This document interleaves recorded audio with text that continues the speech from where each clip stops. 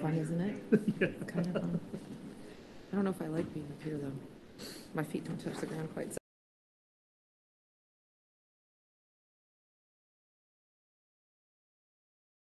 Call this meeting to order. First, we have the roll call. James?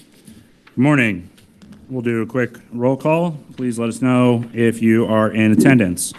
Councilman Mike Bellivet. Here. He is here in person.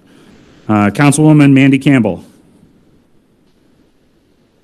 District Deputy Commissioner Matt Deitchley. Here. In person. Councilman Dwight Fish. In person. Thank you. Commissioner Deb Fleming. Thank you. Councilman Doug Graham. Here. Commissioner Carrie Groninger. Here. Councilwoman Lori Hammond. Present in person. Mayor Phil Jenkins. Here virtually. District Deputy Commissioner Todd Johnson. Mayor James Mueller. Commissioner Kevin Overmeyer. Mayor Rod Robertson. Councilman Mark Root. Here. Mayor Mark Center. Yo. Mayor Jeremy Stutzman could not be here this morning. Mayor Joseph Talmer. Commissioner Susie Wyrick. In person. Thank you. And Councilman Ernie Wiggins and Mayor Dave Wood could not be here with us today. We do have a quorum of members present in person, and we do have enough members in person where we can allow virtual voting as well. So that means we'll be doing roll call for everything. That is correct. So first, we have the minutes for October 13th. Any questions? Do you want to modify the attendance? Yeah, Mayor Wood, you're here, correct? I'm seeing that correctly? Yeah. All right. I think that is him, yes. Yes. All right. We'll mark him as in attendance virtually. So back to the minutes for October 13th. Is there a motion to accept the minutes? Make a motion to approve. Second. Motion by Dwight, or is that okay? Give it to Gary. All right, motion by Gary, seconded by, I heard someone, Mark? All in favor, roll call, please. Mike Bellivet. Mandy Campbell. Aye. Deputy District Commissioner Deitchley. Councilman Fish. Yes. Commissioner Fleming. Councilman Graham. Yes. Commissioner Groninger. Yes. Councilwoman Hammond. Aye. Mayor Jenkins. Yes. Councilman Mark Root. Yes. Mayor Mark Center. Yes. Commissioner Wyrick. Yes. Mayor Wood. Every time I say his name, he pops out. All right. That vote does pass. Thank you. I do not have a chairman's report, so let's move on to the financial report. Deb? Good morning. You should all have the financial report for September 2021. Our fiscal year-to-date expenses are $1,724,468.61. Our cash balance at the end of September was $2,772,289.03. And our cash disbursements for the month of September was $514,346.32. Are there any questions over the September financial report? Not hearing any, I'd like to ask for the board's approval of the September 2021 financial report. So moved. Moved by Dwight. There's second by Deb Fleming. Roll call vote, please. Councilman Belvick. Yes. Councilwoman Campbell. Aye. District Deputy Commissioner Deitchley. Yes. Councilman Fish. Yes. Commissioner Fleming? Yes. Councilman Graham? Yes. Commissioner Groninger? Yes. Councilwoman Hammond? Aye. Mayor Jenkins? Yes. District Deputy Commissioner Johnson? Thank you. Mayor Robertson? Councilman Mark Root? Yes. Mayor Mark Center? Yes. Commissioner Wyrick? Yes. And Mayor Wood? Can I say yes and you can hear me now? Yes. Yes, Thank Mayor. you. All right, you. great. I saw Dave look at me, so I think I said yes. Thanks, Mayor. Next, we have the Secretary's October administrative modifications. In your packet there is a few modifications there to take a look at. No action on those, but just make sure you're up to date on what has been changed by the staff. Great, thank you. Do we have any old More for their business? gasoline. We I'm do sorry, not what? have- Oh, I think somebody was just unmuted. We do not have old business today. Great, because I can't see that far. Good. Next, we have, you said no old business, and what about any new business? Yes, Allison will be introducing Transportation Resolution 3821. All right, good morning, everyone. So we just have one amendment to our TIP this month, and it falls under Transportation Resolution 38-21. This is a pedestrian bridge on College Avenue over Horn Ditch, and this is a part of the College Avenue widening and reconstruction project in Goshen, but we now have a new DES number for the pedestrian bridge. And you'll see in the modification sheet that we have decreased funding for the College Avenue project by the amount being programmed on this new DES number. So this is a bike/pedestrian facility, and we are adding in construction. I'm happy to take any questions on this, and if not, I would ask for your approval of Transportation Resolution 38-21. Moved. Second. We have a first and a second. May I have a roll call vote, please? Councilman Belovic? Yes. Councilwoman Campbell? Yes. District Deputy Commissioner Deitchley? Yes. Councilman Fish? Yes. Commissioner Fleming? Yes. Councilman Graham? Yes. Commissioner Groninger? Yes. Councilwoman Hammond? Aye. Mayor Jenkins? Yes. District Deputy Commissioner Johnson? Thank you. Mayor Robertson? Councilman Mark Root? Yes. Mayor Center? Yes. Commissioner Wyrick? Yes. Mayor Wood? That motion does pass. Great, thank you. Next, we have other actions by Leah.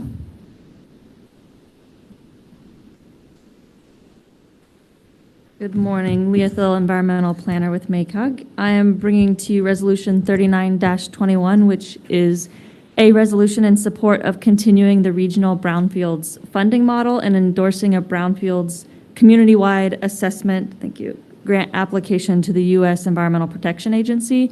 We currently have a brownfields assessment grant. We've spent 85% of those $600,000. Put that to good use in the community, and there's clearly a need and no shortage of potentially contaminated or distressed properties in the region. And this round would be another 3 years of funding. There's been a slight change in the EPA's program, so although we currently operate under the coalition program, that's being rolled into something called the community-wide grant application. So the amount will be $500,000 instead of $600,000. But we are eligible to apply under the community-wide model. That change was made this year because they are taking the coalition funding and bumping that into a new state program where states can get $2 million each. And so they bumped up the community-wide level from $300,000 to $500,000, which is really about where we were at anyway. So I don't know if there's questions about that change or any other questions about the Brownfields program. Any questions for Leah? Is that just for like the studies, environmental studies? That's correct. It's not the physical Yep. cleanups, correct? It's just- Correct, yeah. So it is just assessment, sampling, also inventory, cleanup planning, which is a critical part before cleanup can proceed. And then we've been helping support accessing other additional funding. So we helped secure $500,000 in cleanup funding for the Arnold property in Warsaw after the assessments were performed. And that's in partnership with the state in getting that money. So this is just one piece of it, but an important first step. Any other questions? Move to approve. Second. Moved by Doug, seconded by Dwight. May I have a roll call vote, please? Councilman Belovic. Councilwoman Campbell. Yes. Deputy Commissioner Deitchley.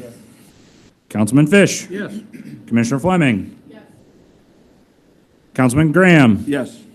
Commissioner Groninger. Yes. Councilwoman Hammond. Aye. Mayor Jenkins. Yes. Deputy Commissioner Johnson. Mayor Robertson. Councilman Mark Root. Mayor Center. Yes. Commissioner Wyrick. Yes. And Mayor Wood. That resolution does pass. Thank you. Next, we have a presentation with Zach Drips. Hello, it's Zach Drips, Deputy Director. The last few months, we've been introducing you and talking a little bit about our regional and comprehensive operation analysis for Transpo and the interurban trolley. So today, we're really excited to have with us the consultants that are helping lead this charge and doing the heavy lifting for us. And so they're going to give us a little presentation here, kind of talk a little bit about themselves, what their background, but more specifically talking about the process that we're going to go through and some of those key trade-offs and decision points that we'll have as a board and as a region when we're talking about our transit system. So I'm going to turn it over to Scudderwag, who's online, and then we also have Tina here in person. She's part of the engagement team, and they'll introduce themselves here as part of the presentation. So Scudder, I'm going to stop presenting from our side and get that over to you.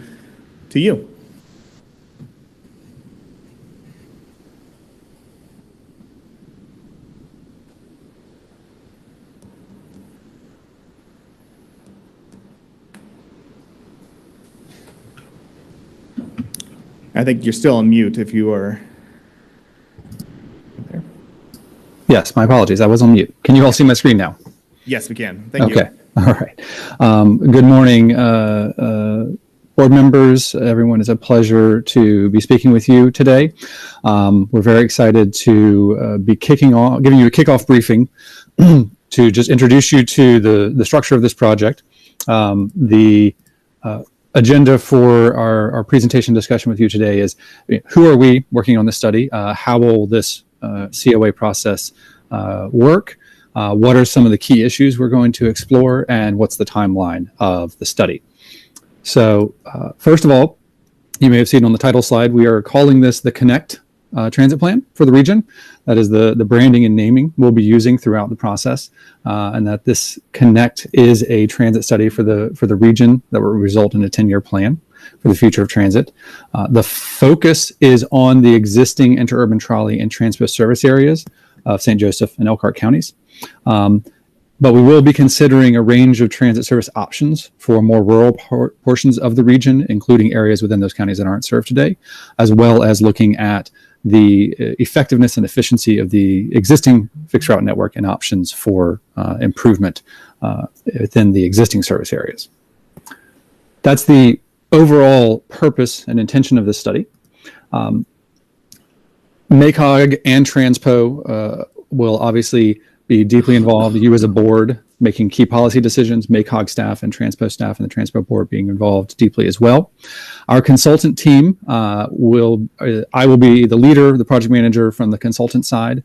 My name's Scudder Wag, and I am with Jarrett Walker and Associates. We are a 14-person transit planning firm I am based in Arlington, Virginia, outside DC.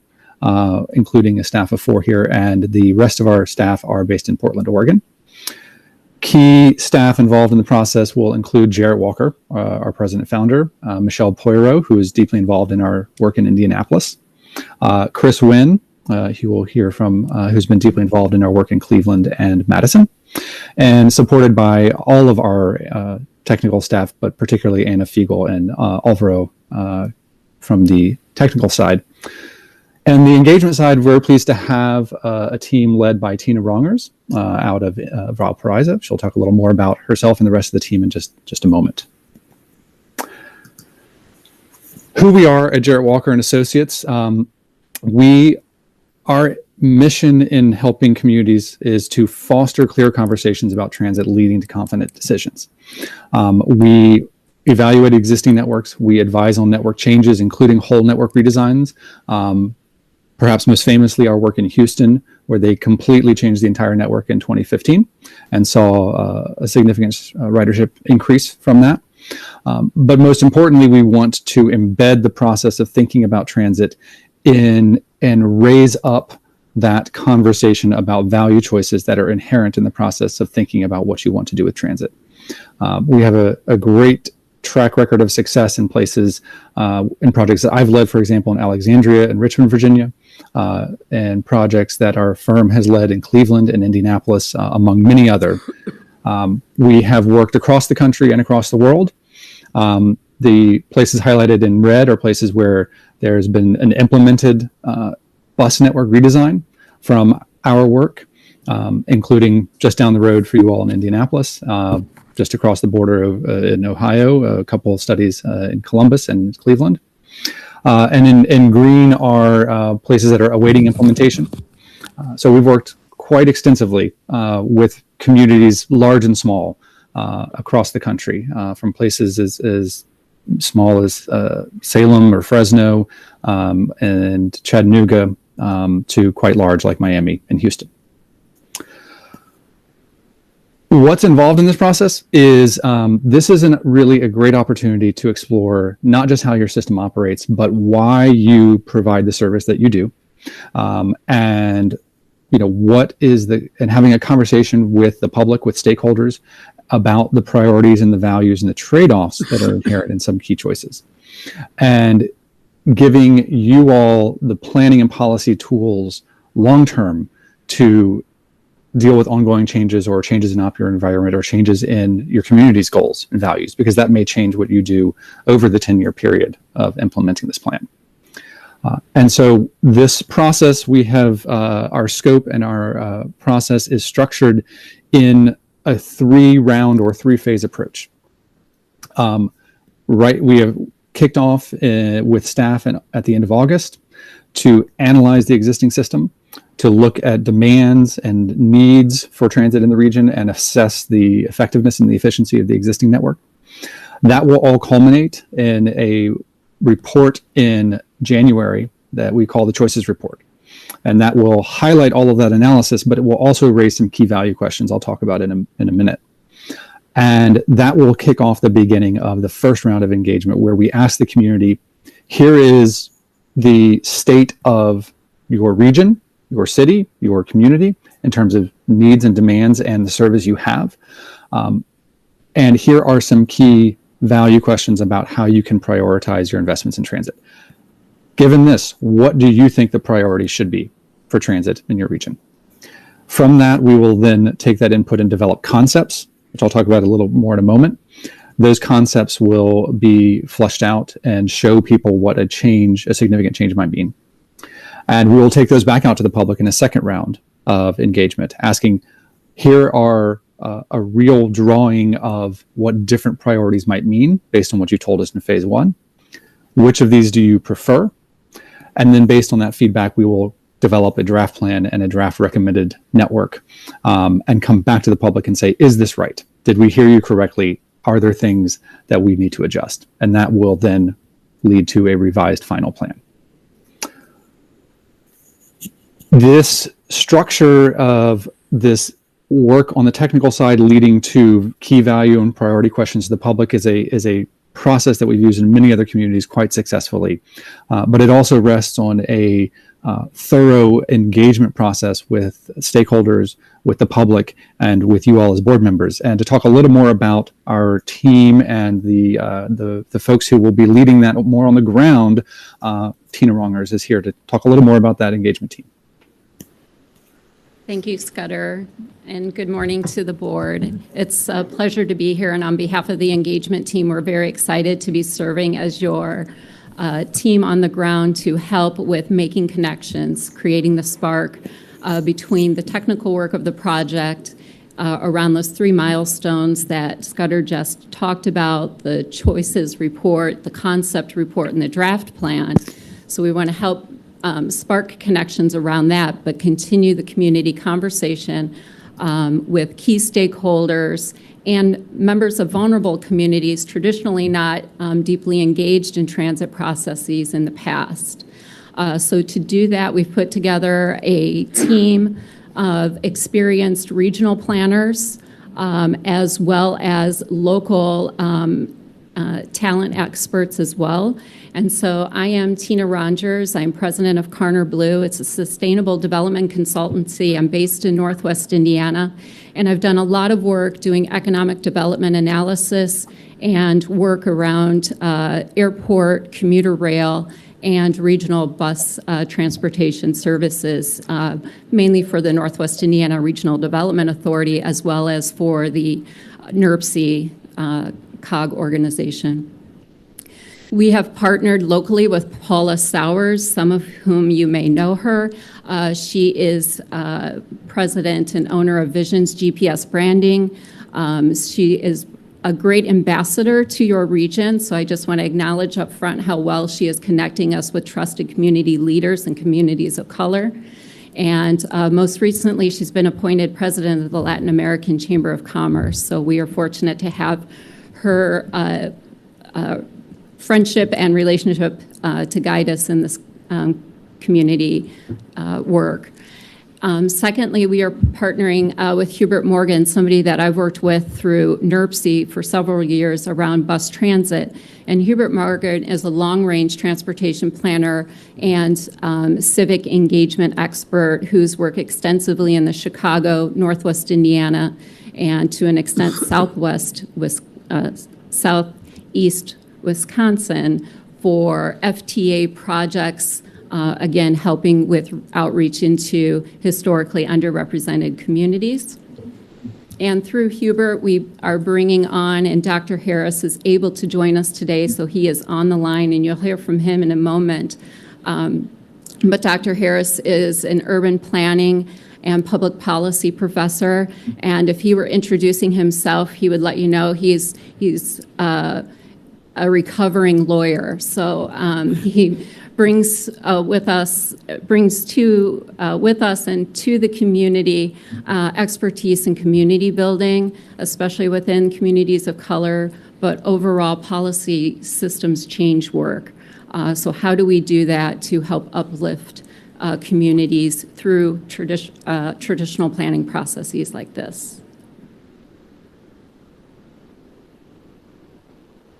And Scudder's advancing the slide. So there's 2 aspects to our work. One is outreach, and the second is engagement. Beginning to talk about outreach, you're going to see this graphic. We're calling it the round table, our transit round table, but this is how we are going to help build outreach into vulnerable communities that the proposal had specifically requested outreach to. The MACOG's public engagement plan speaks to environmental justice communities. So these are the types of communities and populations and people within the MACOG region that we'll be reaching out to. But additionally, we want to create bridges to a broad-based coalition to support the plan, not only during just its creation, but supporting your effort for implementation of the plan and having a coalition of support going forward. And that's going to take a cross-sector approach. So we're here to help bridge across sectors, whether it's public sector stakeholders, the private, bringing business to the table, and helping them understand needs of workers, but also us better understanding the needs of employers, and then also looking at the nonprofit community, other aspects that provide social services and wraparound activities to the community. So there are various organizations. We'll focus on youth, the senior population, but we'll be looking at trusted community leaders throughout these 3 sectors. Next slide.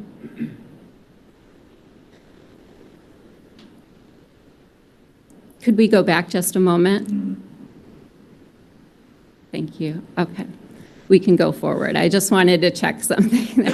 Sorry about that. So the extent of our outreach, as Scudder introduced, we're primarily focused on fixed routes, the existing system that's primarily here in St. Joe and Elkhart County, but we'll be focusing on the communities of South Bend, Mishawaka, Elkhart, and Goshen, but we'll also be looking at connectivity and speaking with individuals and key groups, universities and colleges that might be in the additional two counties of Marshall and Kosciuszko.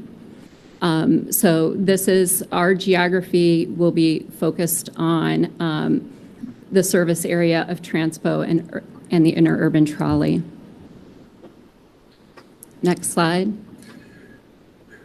So our engagement team is, as we mentioned, we're going to be working within communities of color as well as in environmental justice populations, but we're going to be engaging them through a set of value-based approach. This is in alignment with the MACOG's public engagement plan that talks about steps from informing over to collaboration. And then we're going to wrap around all our public outreach and engagement with these core principles. And I would just invite Dr. Harris to unmute and just speak to those principles briefly. Good morning, and thank you, Tina. For the team, we have 4 core principles that will guide our engagement process. The first of which is looking at and uncovering the systemic inequalities that may exist in the system and understand the challenges that exist in the system presently, and as well as the opportunities as we consider our engagement process and engage with the community in the broadest way possible. We also recognize that really we need to create solutions that are beneficial to all. And in that context, we see transit as a powerful force to facilitate economic, social, and cultural exchange. And we're looking at ways to better understand how communities appreciate that in the context of their transportation experience, and also what kind of opportunities exist in the MACOG region to advance those ideas of social, cultural, and economic exchange. The third is we want to focus on the lived experience of the communities in which we touch and engage. And as my colleague Hubert Morgan often says when we've done projects, we want to know what people experience and what are the challenge people have when they wake up in the morning, and how does that relate to their transportation issues and the importance of transportation as a key element in their life course. And then finally, understanding and building the trust and commitment through transparency and honesty. And what we mean by that is we want to honor the participation of every community and ensure that their input has consequence and influence over the ultimate outcomes and decisions that are made in this process. And so those core principles drive our participation frame, and hopefully, also leave resident in the process after this is over, the capacity to continue to mobilize and be in contact with those populations, which will be important toward implementation.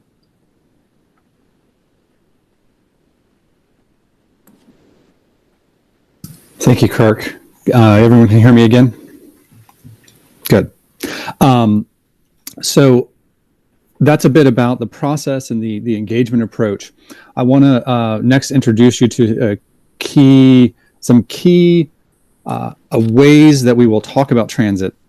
And one of the critical trade-off questions that will likely arise, and some others that may arise as we go through, is an introduction for you all, because some of these value questions may come back to you as we go through this process as critical choices at particularly phase 2 and phase 3 of this process, as we address possible significant changes to the transit network. So one of these is the idea of access. Oftentimes people think of transit immediately from looking at where are the lines. What I want to encourage you to start thinking about as we work through this process is what we often call the wall around your life. So Imagine this is a person. You could call her Jane if you want to. She's in a city, a county, a region with, many possible destinations that she would like to be able to reach. And in 45 minutes, by walking and transit, she can get to this gray zone, this blob, we might call it, within a certain area. That area is the area she can reach, which we might call mobility at times. But even more important than that, what she can reach within that area, the educational opportunities, the work opportunities, the shopping opportunities, places of worship, all of those things, that is her access. And we can think of that as the wall around her life. 45 minutes or an hour is about the maximum length that most people would be willing to commute one way to get to work, for example. For trying to do other things in daily life, you might have shorter travel time budgets. For things you might only do once a week, say going to church, you might have a longer willingness to travel because you're only doing it maybe once a week. So we can look at various ranges of potential to look at access, but looking at that access tells us a lot about the freedom that people have to reach all of the things in your city, in your county, in your region that people want to get to. And we can quantify this. So this is an example from our work recently in Norfolk, Virginia. And from one particular spot, how far can someone get in 30, 45, or 60 minutes? And again, that area isn't the only thing that matters. It's also things like how many people or how many jobs are in those areas, because that really gives us some quantification of the access to opportunity, the potential. And we can measure, if we change the transit system in some way, how does that expand or contract these areas and expand or contract people's potential freedom? And we can also assess what's the baseline. This is an example of if we did that kind of a isochrone map, that's the technical name for that kind of map, for every area in the city. And this is, again, an example from our recent work in Norfolk. We can calculate how many jobs you could reach from any of those areas and then get an average. And so, for example, we can say for within the city of Norfolk, from this example, the average person can reach 30,000 jobs in 45 minutes. Can we grow that number? Should we grow that number? And that is a really important question about should we grow that number? Because if we wanted to maximize access to jobs, for example, which will do a lot to increase people's freedom, because jobs are not just about where you can work. They're also a representation of all sorts of things you might want to get to. Lots of jobs at medical centers. You may not want to work there, but you probably want to get there to go to the doctor. Maximizing access does a lot of great things. It increases that access to opportunity. It increases personal freedom. It's also a representation of things like the value of transit to potential redevelopment, and generally about the functionality of transit in improving the life of the city and the region. If we really want to focus on that kind of access, then we're going to do a couple of really key things and follow something that we call a ridership recipe, which is putting the most efficient access expanding service, which is more frequent service, because more frequent service means you wait less and you get somewhere sooner, in places that are reasonably fast and reliable and is available most of the time that people need it, meaning all day long, into the evening to help people who are, working in the evenings or weekends and so on.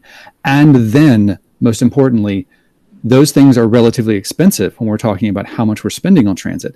So we would focus those investments where there are the most people and the most activities and the most jobs and that would benefit from those, that increase in potential access.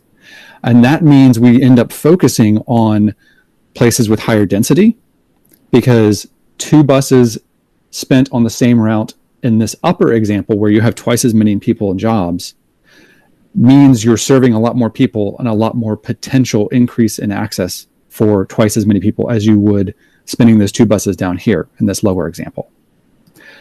Walkability.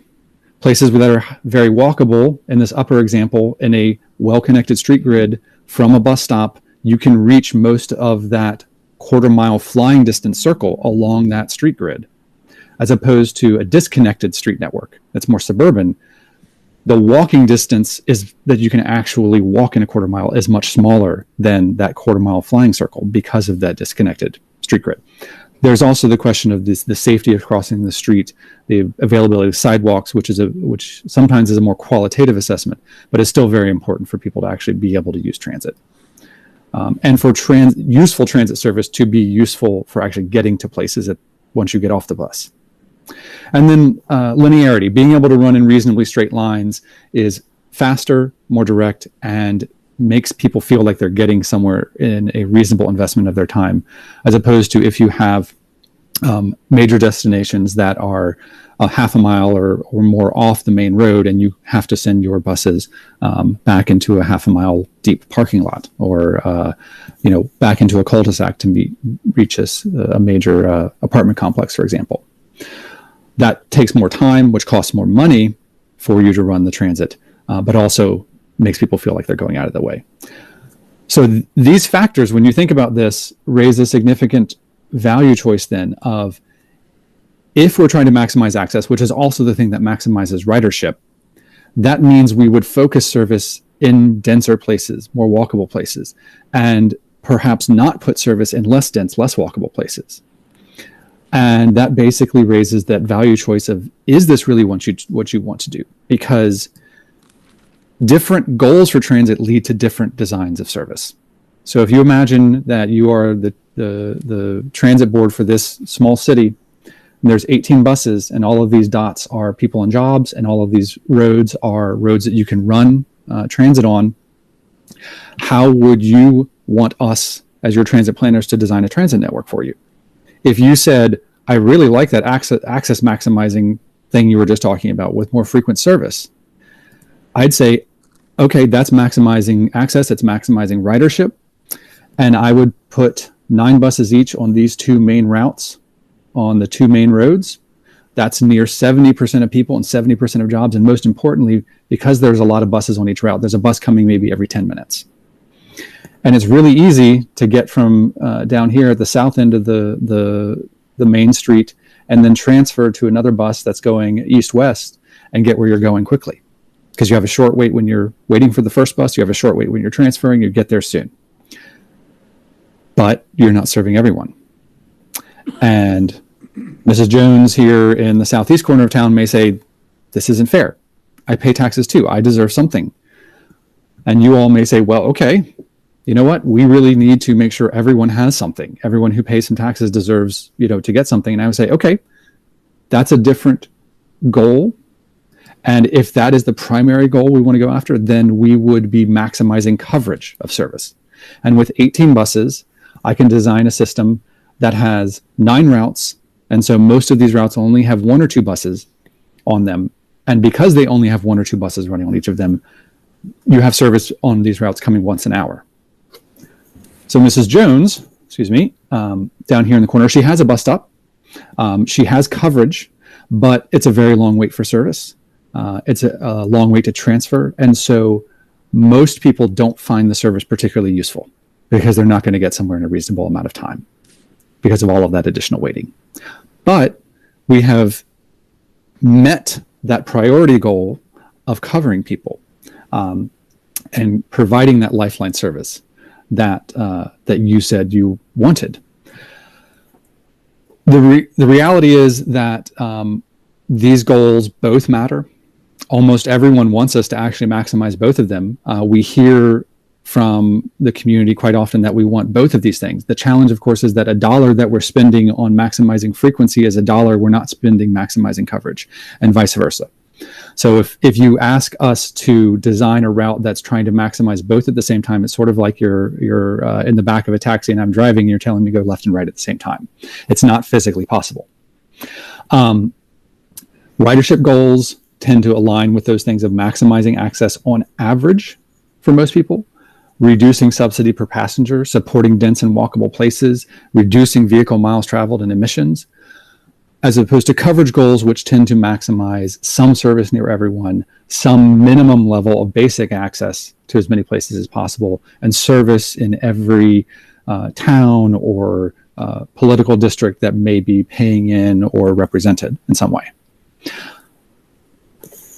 Generally, most places are not maximizing 100% in the high ridership and high access direction or 100% in the maximum coverage direction. The primary thing I want to emphasize at the start today with this is that this trade-off is unavoidable, but it is usually a trade-off where you can say, well, we want to invest X% in maximizing ridership and access and Y% in maximizing coverage. Because usually you're doing some mix of the two in how you devote your budget to transit. But as a value choice, it is a value choice that is unavoidable, basically, in deciding how you balance these two goals. And as a value choice, it is a choice that we want elected and appointed leaders like you all to ultimately make the choice on. Because I don't live in your community, and I should not have a say in the values that your transit system expresses. I can help you think about this, but I certainly shouldn't be the one making the decision for you. Just a momentary sidebar about what about on-demand options? What about other designs? I've been talking all about, fixed routes. Are there other things that you can do? Yes, there are other tools in the toolbox that transit can use in reaching people. You're probably very familiar with the standard local fixed route type service that you have that Interurban Trolley and Transpo provide across the region. A slightly more flexible version of that is called a deviated fixed route, where a route may deviate off of its primary path to occasionally take riders up to a half a mile or 3/4 mile to a destination near the fixed route. That is a service design possibility you can use that is a bit more flexible, but generally mostly is used in situations where you have relatively low ridership. On-demand services where you either call in or use an app to request a ride that might take you to a central transfer point to get to a rail stop or a fixed route connection. That is one type of on-demand service. And then you have fully door-to-door demand response type services that will go right from your door to right to the door you want to go to. Another version of this is sometimes called curb to curb or virtual stop to virtual stop, where you actually ask someone to walk maybe a block or two down the street to get to the on-demand service that comes to them. But there's a variety of kind of options in between this spectrum. And the important thing to note is on the left end of the spectrum, more riders per service hour are physically possible. And therefore, you reduce that, you have the maximum potential for high productivity, which is one of the primary measures of service efficiency. As you go farther to the right, we're talking about fewer riders per service hour are physically possible. And therefore, those tools tend to work better for more coverage-oriented services where you're not going to carry a lot of riders. To give you some sense of productivity, this is a measure we'll dive more into as we're talking about the choices report, but the highest productivity fixed route services get about 60 riders per hour. The maximum productivity you see in on-demand services is about 6 riders per hour. The political kind of minimum that we see most communities are willing to run fixed route type services is at 5 to 10 riders per service hour, which is at or above basically the maximum you can reasonably achieve with on-demand type services. On average, when you look at transit routes, bus routes across the country, the average for fixed routes is around 20 to 25 or 28 per hour. We'll talk more about the details of the productivity of your existing services once we've finished the analysis and produced the choices report in January, and we'll present all that to you. But that gives you some sense of kind of the comparative overall levels of productivity that you can achieve. And if you are very interested in maximizing access and maximizing ridership, you're generally going to lean towards the tools that can maximize productivity.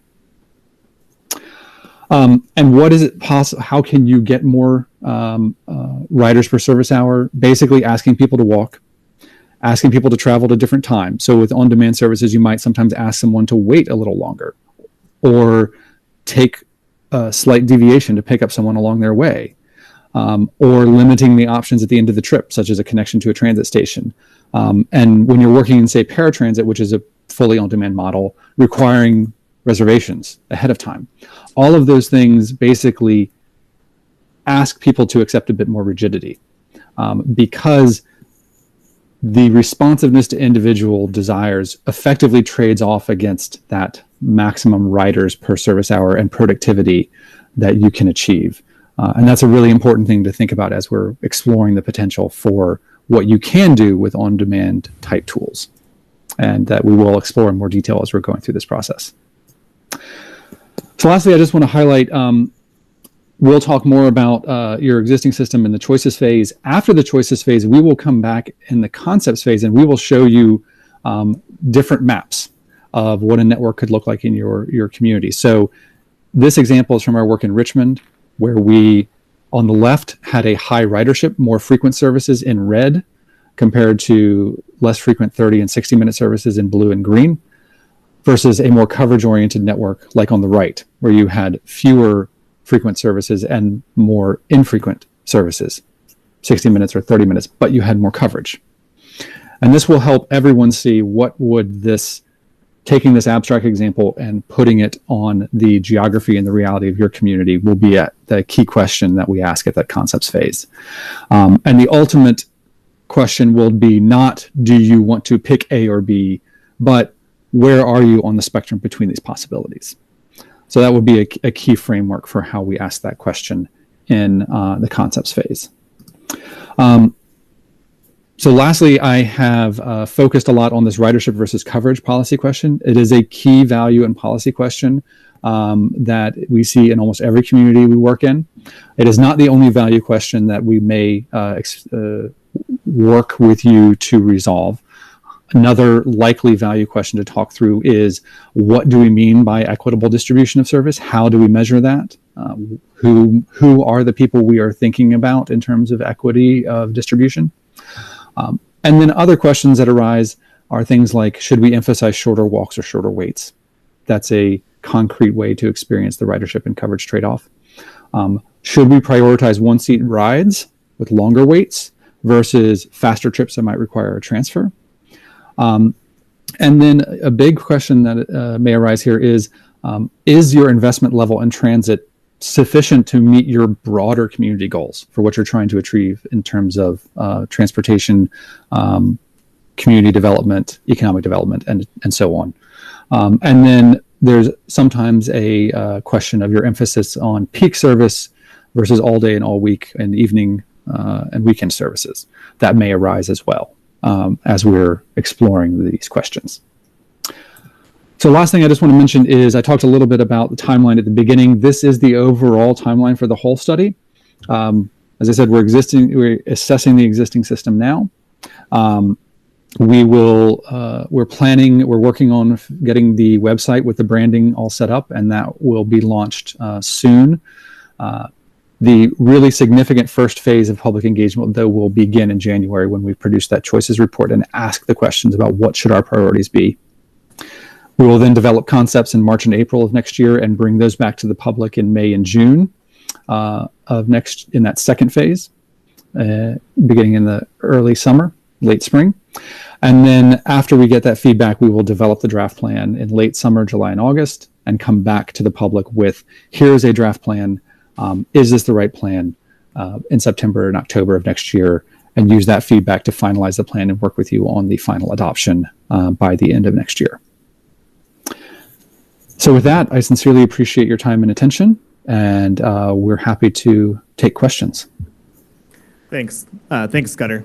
Are there any questions or comments right now? Dwight?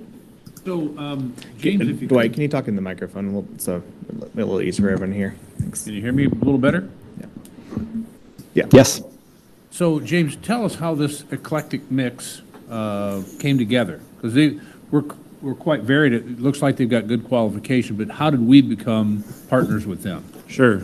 So MACOG worked jointly with Transpo. MACOG's the lead entity here, the contract holder, if you will.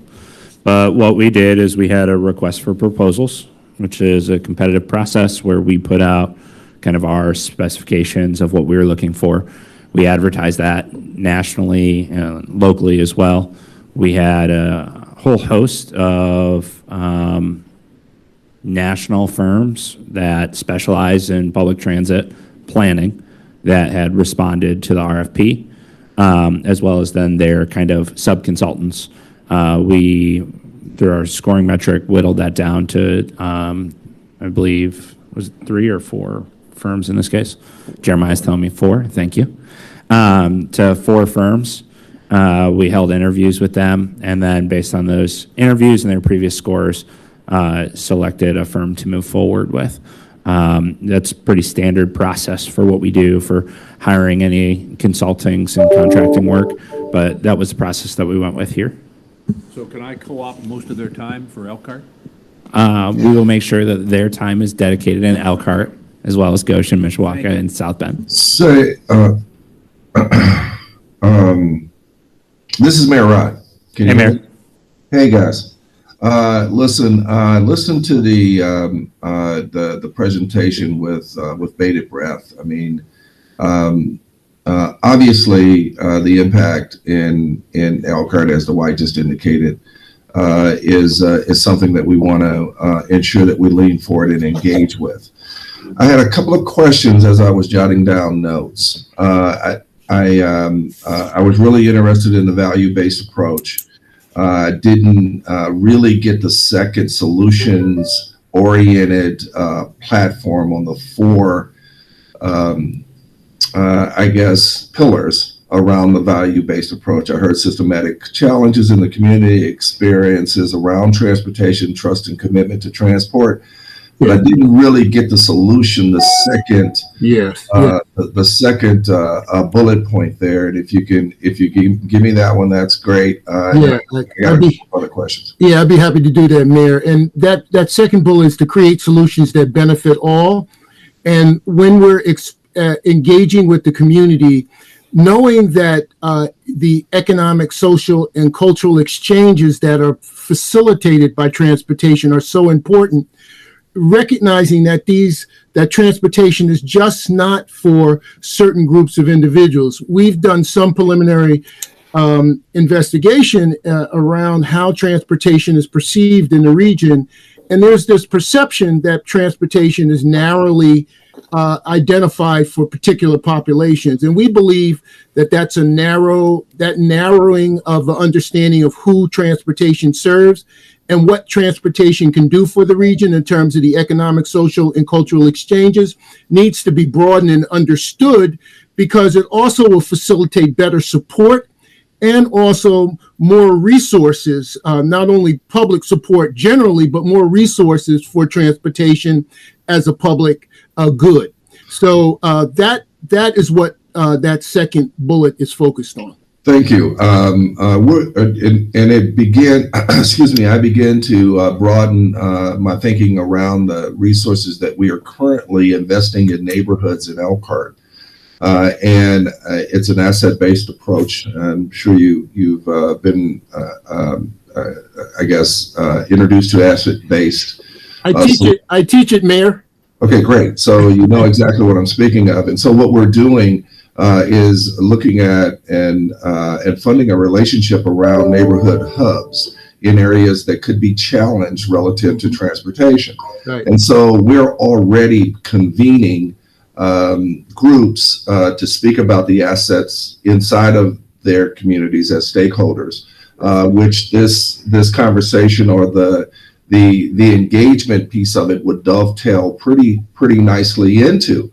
And I think that, and that brought me to some of those productivity metrics that you spoke of, and whether or not we would know those going in, what kind of assessment that you could give us right now of our current bar, And then as we move towards access or coverage, which seem to be in some cases diametrically opposed to one another, but I understand how the conversation needs to be had.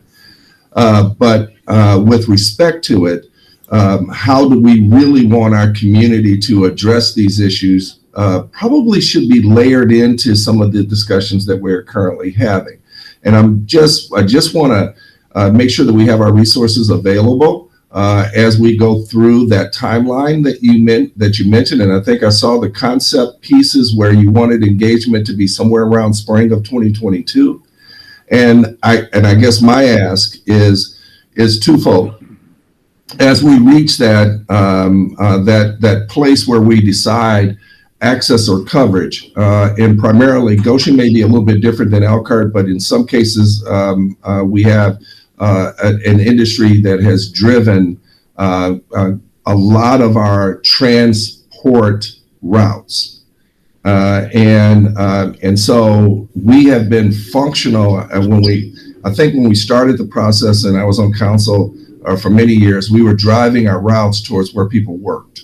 Mm-hmm. It wasn't so if someone wanted to kind of go downtown to an event or go someplace quick, you would be diverted in your route, and it may be an hour, instead of a 15-minute drive. So you wouldn't take you wouldn't get to walk out to take a bus or trolley when you had a car. And so I'd like to look at how we make our transport more convenient for the events that we give and the things that we do inside of the city, so that we don't have those that just need to ride, but those that opt to ride. Mm-hmm. And the options are that people don't opt to ride more so than they do then it's a necessity to get to work or because you don't have transportation. And to me, I think we miss a window when we do that. So I don't want to drive that whole dialogue now, but I wondered, when are we going to get a chance to, when do you want our professionals to breathe into that? Because I'd like to have my economic development folk in the room. I want my public works folk in the room. And there are some constituent services pieces that I would like to have in the room, so that we are making sure that we are engaging at all levels of our city government services, as well as our stakeholders inside the neighborhoods. So it's very interesting. And in Elkhart County, there are multiple types of groups, and some of the terms that I was writing down were in direct opposition of each other. And considering what the mayor represents and what I represent, although we definitely work together, I do not envy the group in managing rural versus urban. We have a large population that is outside of the very urban areas of Elkhart and Goshen and Napanee, and serviceability to all will definitely come up as a challenge in trying to balance and where that goes. And I'm certain that Zach and his team will continue to provide access to data on current users. And then at some point, we're going to have to look at where the revenue is generated to make these programs sustainable long-term, and not just based on where population density is currently, but where it's growing. And I think Lori also had a question or comment. Hold on one second, Lori. I wanted to make sure that question around our current statistics, the productivity statistics, is that something we have right now? I didn't want to bypass that. I mean, what's the average per service hour that we have in Elkhart, I guess, in Goshen, Mishawaka, and South Bend? And then obviously we begin to put together the model for where we're going. Scudder, do you have that? I do not have that off the top of my head. We have just been starting to get the initial analysis done on that, but that is something we can, I think, happily share with you, because it should be completed in the next week or two with the ridership data we have from everyone. So we will have that for you soon here, Mayor, and I would say within the next week or two. But if you need it sooner, we'll have it. We can give you all sorts of stats to all of our board members on where we're at from a ridership and everything like that perspective. Great. It was just interesting how that was put in political minimums as well as federal averages. But the March-April timeframe, is that when you are looking for us? So yeah, I was going to touch on that briefly. So you'll see the what should our priorities be? And the what should our priorities be is really the introduction of this ridership versus coverage question. And we know how critically important it is in our region. It's something that we as professionals have struggled with in the design of our current systems, is we are constantly pulled in this ridership or coverage question. And so that's why we wanted to introduce it here early to you as board members.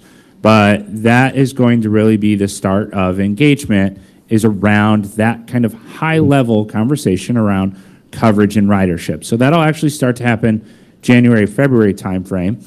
And we have a whole list of stakeholders from the local governments, cities, counties, that we would want to be involved in that, as well as then the engagement team will be working with trying to get neighborhoods and other kind of external stakeholders involved in that process as well.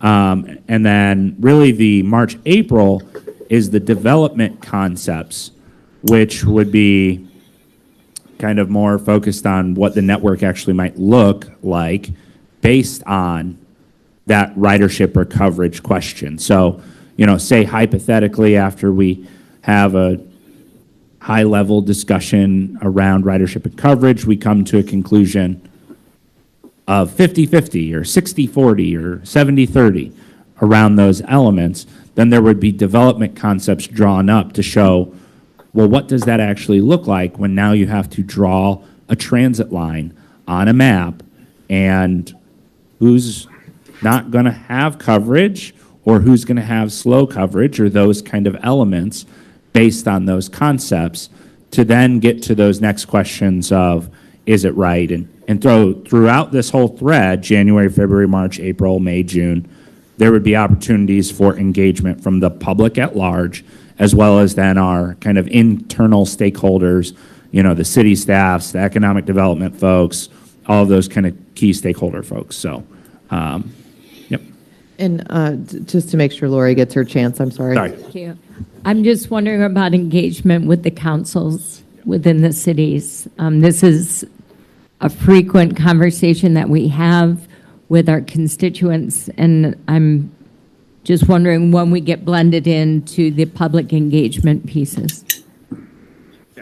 Great. So that's as much as James just mentioned. So the goal here is in this first phase that we do have some workshops planned and some engagement planned for those internal stakeholders with the cities, as well as those external ones. So actually, and this brings me to my next update. So next week, actually, our consultants are going to be in town on Monday and Tuesday next week. We're trying to schedule a few meetings, just again, kind of get this introduction to this process again a little bit, to meet with staff, elected officials, talk a little bit about their priorities, some of their concerns, just get a good foundation, as well as getting our consultants kind of a tour of the area and see the system as well. So that there's opportunity in that time, but also again, come January time, that's when we're really getting out in the field, getting input from those decision makers, from those stakeholders who are currently engaged, and also trying to reach the general public at large who may not be currently engaged in that process, in that idea. And again, Tina and her team has been kind of building some networks, building some opportunities, and we have a whole list of different types of meetings, different type of outreach that we're working on doing to get that out for those coming months. And then also kind of respond a little bit to the mayor comments about the design and different elements there in that middle phase, the develop concepts. And Scudder, you can correct me if I'm wrong on there, but I believe during that time we're planning to do like a design workshop where we're bringing again the consultants are here in town, and they're doing some more design development activities with key staff, key stakeholders, to talk through some of those choices of where things could be, where they won't be, et cetera, and those discussions. Is that correct, Yes. On the technical work side of this timeline, at the develop concepts phase and at the develop draft plan phase, we have scoped and planned that we'll have a pretty intense, what we call core design retreat session, where we bring key staff like land use planning, economic development staff, as well as the transit planning staff together to work in tandem and collaboratively to design the concepts that would go to the public. And as James was saying, those concepts will help kind of frame the range of possibility so that there will be a very intentional engagement of staff who have a whole lot of knowledge about, your local land use planning and economic development, but just as importantly, will be able to take the knowledge that we build into them about the importance of how transit can support those goals, from understanding how the networks get built and get used and can be useful to carry forward long term. And Councilwoman Hammond, just to also directly address your question, given that the name of the plan is called Connect, we would be happy to connect with any councils. So what I would say is, any of you as board members who are representing city, county councils, commissioners, where you are one of many, we would be happy to, with your invite, come and do a high-level presentation about the Connect plan and walk that through with your councils, as well as then, as we work through January, February, and those kind of timelines, knowing that there will be larger opportunities as well. But if you, I know for many of the board members representing these communities that we were trying to schedule some meetings for Monday and Tuesday of next week while our consultant's in town, just to really kind of not necessarily discuss this ridership and coverage debate, but more assessing the existing system. What are the challenges that you as community members see with the existing systems? What have you heard from constituents? Those kind of items, what would you like to see? Those kind of much more in the assessment level. Additionally, our consultants will be at the Transpo board meeting doing a presentation to Transpo's board, as they are a critical partner in all of this. And so they'll be facing those decisions as well. So I believe you will get to hear this presentation twice. Hear it again, maybe. Great. So James, Yes, Mayor. James, I guess one other question that I have that helps us be able to begin to draft timeframes, because I'm already, my calendar in January and February is starting to populate.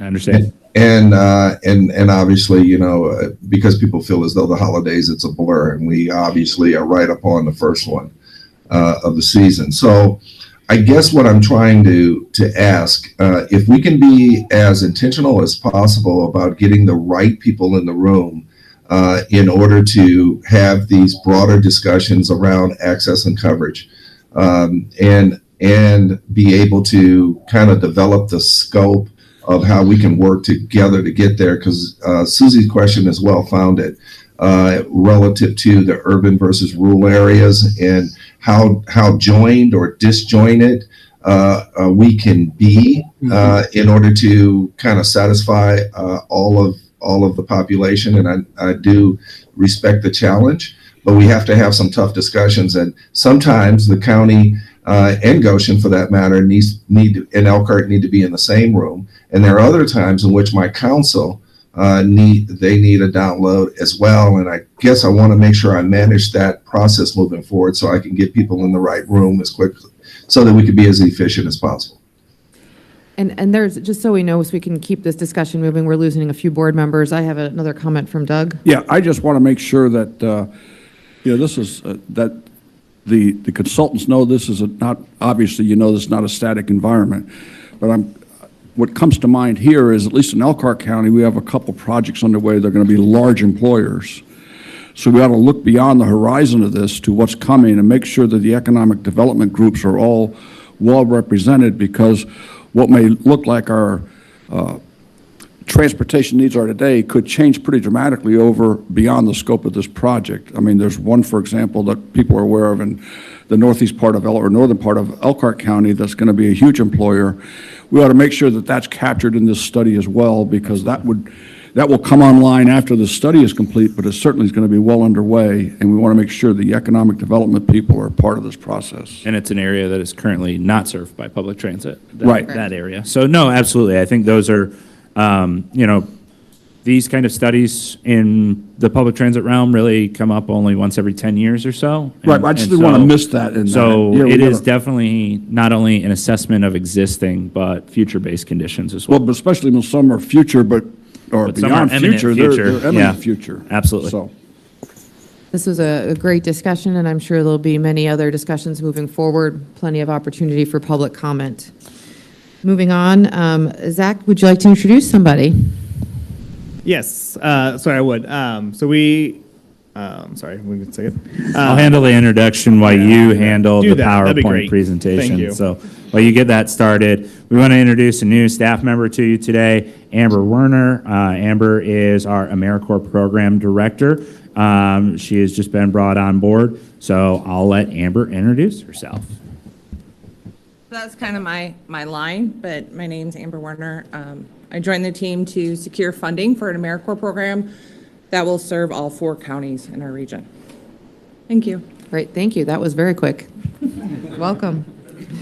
Next, we have a presentation from Allison regarding, what is it, call for projects.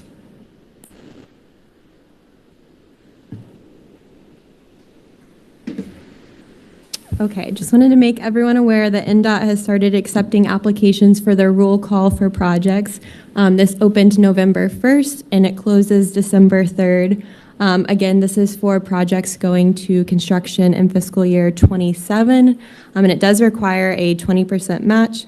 We've already started helping some communities with this application, but if you or your staff need any assistance or have any questions, please feel free to reach out. And then the second grant opportunity I wanted to make you aware of was our Community Crossings Matching Grant. As I'm sure you guys are aware, the awards for the July call were just recently announced. I'm happy to announce that within the MACOG region, 15 communities received awards for a total of $6.7 million. So that's super exciting. But the next call opens up in January 3rd. And to be eligible for this, you must have an approved asset management plan by December 1st. We've been helping several communities put this plan together, but if you or your staff need help with this or have any questions, please reach out. And when this grant actually opens up, I will be available to provide assistance, but just wanted to make you aware of that December 1st deadline for the asset management plans. Thank you. Thank you. Thanks. And I also, in grant update, a couple items with Okra. Right now, the planning grant are due at the end of this week, so we are currently working through one application, but this is a good opportunity to remind everyone that we were able to assist our local communities in applying for Okra projects and planning grants, the like, so don't be afraid to reach out to us. And kind of similar, the application for the community development block grants are due next month, and so again, we're working through an application right now on that. If you're looking forward to future rounds, again, please let us know. Good morning, this is Elena Parrish. I have a couple of updates. My first is on Next Level Trails. The third round opened up on November 1st, and the applications are due December 1st by 5 p.m. This third round has $25 million available. So that's $10 million for locally significant projects and $15 million for regionally significant projects. Or I apologize, $25 million for regionally significant, $10 million for locally significant. If you would like any assistance with your application or letters of support, please reach out to us. All right, my next update is on the virtual active living workshop. This is ongoing right now.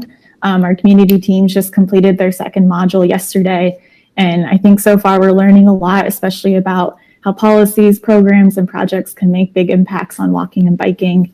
And so at the end of this, all our communities are creating active living action plans, and we're excited to see what comes out of this. And last but certainly not least, a couple weekends ago, we had 7 individuals from throughout the MACOG region complete their league cycling instructor seminars. This seminar has prepared our instructors to be able to teach bicycle safety to all ages, not only in the classroom setting, but also on bikes while riding out on the road. This is funded by Beacon Community Impact Grant and is the first step in fulfilling a long-term goal we've had to improve education in the region. And so if you have an event that would benefit from a league cycling instructor, if you'd like to host a class, please reach out to us and we'd be happy to help you out. And then moving from biking to freight, we were able to hold a series of listening sessions last week with our consultants HDR related to the Regional Freight Mobility Plan. We held one in each community, and thanks to all who were able to participate, I think we got a lot of great feedback, and in particular, we're able to highlight kind of some of the unique characteristics of each of the counties related to freight. And so this is going to be the final month where we're collecting stakeholder feedback. Just a little reminder, we have the MACOG Freight Plan website that you can go to provide more feedback, and I'll be sending all of the board members as well as participants who were able to attend kind of a follow-up email in a way for them to reach out to potential people that they think should be providing input as we're collecting the needs assessment items. And so moving into the beginning of next year, we should have kind of an established freight profile put together as well as needs assessment, where we can begin kind of delving into what our priorities will be for improvements. So, thank you.